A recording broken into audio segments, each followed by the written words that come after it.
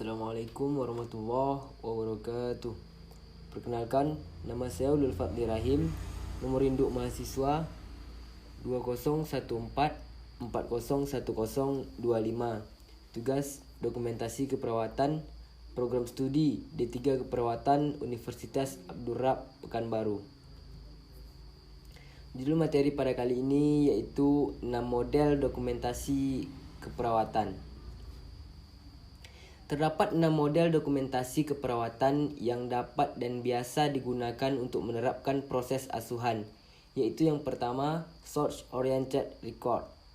Model dokumentasi keperawatan ini berorientasi terhadap sumber informasi yang diperoleh dari catatan atau sumber informasi pencatatan dari orang lain. Dibutuhkan beberapa sumber informasi pencatatan dari seluruh anggota tim kesehatan untuk kemudian dikumpulkan menjadi satu. Kumpulan dokumentasi pencatatan ini nantinya akan digunakan oleh masing-masing anggota tim kesehatan.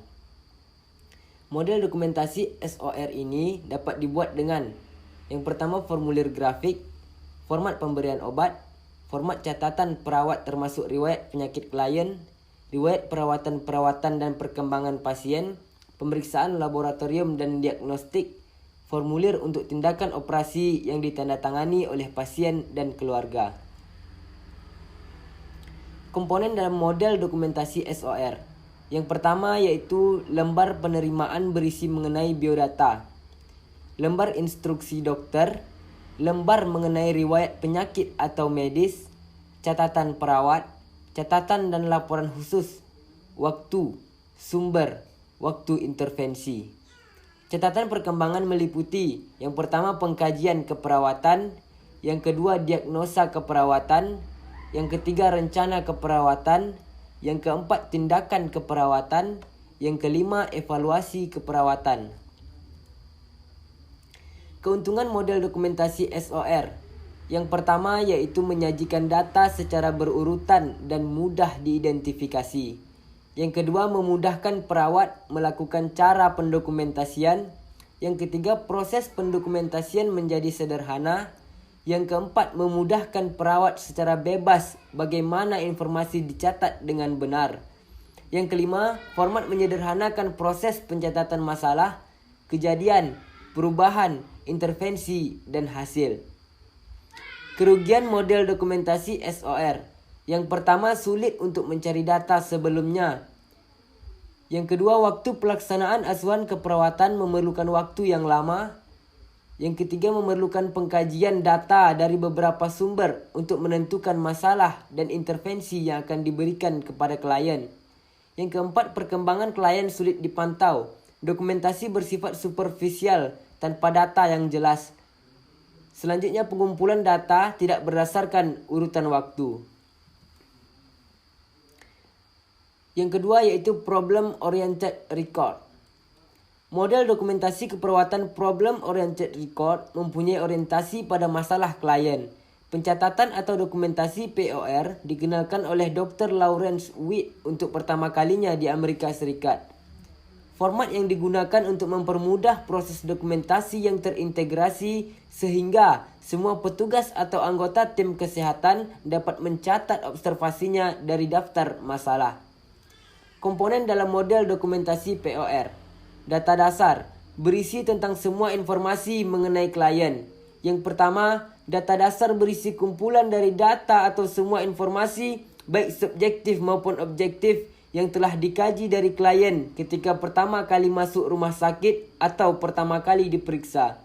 Yang kedua, data dasar yaitu mencakup pertama pengkajian keperawatan, yang kedua riwayat penyakit atau kesehatan, yang ketiga pemeriksaan fisik, yang keempat pengkajian ahli gizi, yang kelima data penunjang atau hasil laboratorium.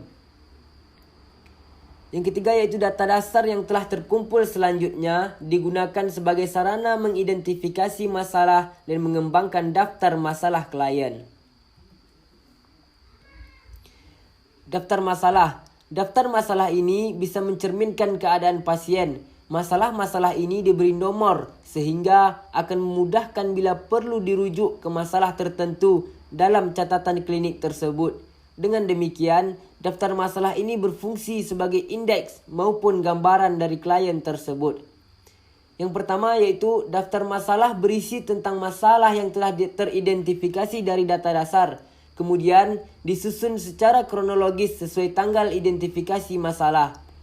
Yang kedua, daftar masalah ditulis pertama kali oleh tenaga yang pertama bertemu dengan klien atau orang yang diberi tanggung jawab. Daftar masalah dapat mencakup masalah fisiologis, psikologis, sosiokultural, spiritual, tumbuh kembang, ekonomi, dan lingkungan. Daftar ini berada pada bagian depan status klien dan tiap masalah diberi tanggal, nomor, dirumuskan dan dicantumkan nama orang yang menemukan masalah tersebut. Selanjutnya, daftar awal rencana. Rencana asuhan merupakan hasil yang diharapkan tindak lanjut dikembangkan untuk masalah yang teridentifikasi. Batas waktu ditentukan untuk evaluasi respon pasien terhadap intervensi maupun kemajuan terhadap pencapaian tujuan. Rencana asuhan ditulis oleh tenaga yang menyusun daftar masalah. Dokter menulis instruksinya, sedang perawat menulis instruksi rencana asuhan tersebut. Formatnya terbagi 4. Yang pertama data dasar, yang kedua daftar masalah, yang ketiga rencana tindakan, yang keempat catatan perkembangan. Keuntungan model dokumentasi POR. Yang pertama keuntungannya yaitu pencatatan sistem ini berfokus atau lebih menekankan pada masalah klien dan proses penyelesaian masalah daripada tugas dokumentasi. Yang kedua yaitu pendokumentasian asuhan keperawatan dilakukan secara kontinuitas atau kesinambungan. Yang ketiga, evaluasi dan penyelesaian masalah didokumentasikan dengan jelas. Yang keempat, daftar masalah. Setiap judul dan nomor merupakan checklist untuk diagnosa keperawatan dan untuk masalah klien. Daftar masalah tersebut membantu mengingatkan perawat untuk masalah-masalah yang meminta perhatian khusus. Yang kelima, daftar masalah bertindak sebagai daftar isi dan mempermudah pencarian data dalam proses asuhan. Yang keenam, data yang perlu diintervensi dijabarkan dalam rencana tindakan keperawatan. Kerugian model dokumentasi POR. Yang pertama kerugiannya yaitu dapat menimbulkan kebingungan jika setiap informasi harus dimasukkan dalam daftar masalah. Yang kedua, pencatatan dengan menggunakan bentuk SOAPR dapat menimbulkan pengulangan yang tidak perlu. Yang ketiga, penekanan berdasarkan pada masalah yang dikeluhkan klien, sedangkan kondisi tentang penyakit dan ketidakmampuan tidak tergali dengan baik, sehingga mengakibatkan pada pendekatan pengobatan yang menjadi negatif. Yang keempat, kemungkinan muncul kesulitan apabila daftar masalah belum dilakukan tindakan atau timbulnya masalah yang baru dikeluhkan oleh klien. Yang kelima, perawatan yang rutin mungkin diabaikan dalam pencatatan jika flowsheet untuk pencatatan tersebut tidak tersedia. P. Mungkin terjadi duplikasi dalam rencana tindakan. Yang ketujuh, tidak ada kepastian mengenai perubahan pencatatan di status pasien. Kejadian yang tidak diharapkan, misalnya pasien terpeleset, ketidakpuasan mungkin tidak lengkap pencatatannya. Dalam praktek catatan serupa mungkin tidak tertulis bila tidak ada hubungannya dengan catatan sebelumnya. Yang kedelapan, kadang-kadang membingungkan kapan pencatatan dan tanggung jawab untuk follow up. Yang ketiga yaitu progress notes. Berisikan perkembangan atau kemajuan dari tiap masalah yang telah dilakukan tindakan dan disusun oleh semua anggota yang terlibat dengan menambahkan catatan perkembangan pada lembar yang sama. Jenis-jenis catatan yang dapat digunakan. Yang pertama, catatan perawat. Yang kedua, lembar alur. Yang ketiga, catatan pemulangan dari ringkasan rujukan.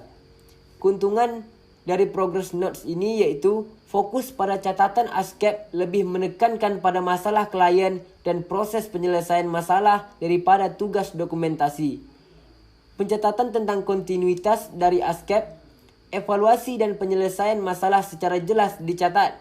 Data yang perlu diintervensikan dijabarkan dalam rencana tindakan keperawatan. Kerugiannya yaitu dapat menimbulkan kebingungan jika setiap hal harus dalam daftar masalah. SOA Appier dapat menimbulkan pengulangan yang tidak perlu jika sering adanya target evaluasi dan tujuan perkembangan klien sangat lambat. Yang ketiga, perawatan rutin mungkin diabaikan dalam pencatatan ini. Yang keempat iaitu charting by exception. Model dokumentasi keperawatan CBA ini hanya melakukan pencatatan naratif dari hasil pengkajian yang menyimpang berdasarkan data normal. Model pendokumentasian seperti ini dapat menghemat waktu karena hanya fokus terhadap data terpenting. Pencarian data yang mudah. Proses pencatatan bisa secara langsung ketika memberikan asuhan keperawatan, pengkajian terstandar, komunikasi yang efektif antar tenaga kesehatan, dan lebih terjangkau. Komponen dalam model CBI. Yang pertama, lembar alur atau flowsheet yang berupa kesimpulan penemuan yang penting dan menjabarkan indikator pengkajian dan penemuan termasuk instruksi dokter atau perawat, grafik catatan pendidikan dan catatan pengulangan klien. Yang kedua, pencatatan dilakukan berdasarkan standar praktik sehingga akan mengurangi pencatatan tentang hal rutin secara berulang kali. Oleh karena itu, standar harus cukup spesifik dan menguraikan praktik keperawatan yang sebenarnya serta harus dilakukan oleh perawat. Yang ketiga, format dokumentasi mudah untuk dijangkau. Keuntungan dari CBI ini yang pertama, tersusunnya standar minimal untuk pengkajian dan intervensi. Yang kedua, data yang tidak normal nampak jelas. Yang ketiga, data yang tidak normal secara mudah ditandai dan dipahami. Yang keempat, data normal atau respon yang diharapkan tidak mengganggu informasi lain. Yang kelima, menghemat waktu karena catatan rutin. Yang keenam, jumlah halaman lebih sedikit digunakan dalam dokumentasi ini. Kerugiannya yaitu pencatatan secara narasi sangat singkat, sangat tergantung pada checklist. Kemungkinan ada pencatatan yang masih kosong atau tidak ada. Yang ketiga, pencatatan rutin sering diabaikan. Yang keempat, adanya pencatatan kejadian yang tidak semuanya didokumentasikan. Model yang kelima yaitu problem intervention dan evaluation. Model dokumentasi PIE ini berorientasi pada proses keperawatan dengan penekanan diagnosa keperawatan, intervensi, evaluasi dan evaluasi keperawatan. Penggunaannya yang pertama, pendekatan menggunakan model dokumentasi PIE ini sangat tepat untuk diberikan pada asuhan keperawatan primer. Pendokumentasian pada klien akut dapat dicatat kapan klien masuk, pengkajian sistem tubuh dan setiap hari diberi tanda PIE. Tindakan selanjutnya akan dilakukan oleh perawat asosiat. Yang keempat, karena PIE didasarkan pada proses keperawatan akan membantu memfasilitasi perbedaan antar pembelajaran di kelas dan keadaan nyata pada tatanan praktik. Keuntungan model ini yang pertama, memungkinkan penggunaan proses keperawatan. Yang kedua, rencana tindakan dan catatan perkembangan dapat dihubungkan.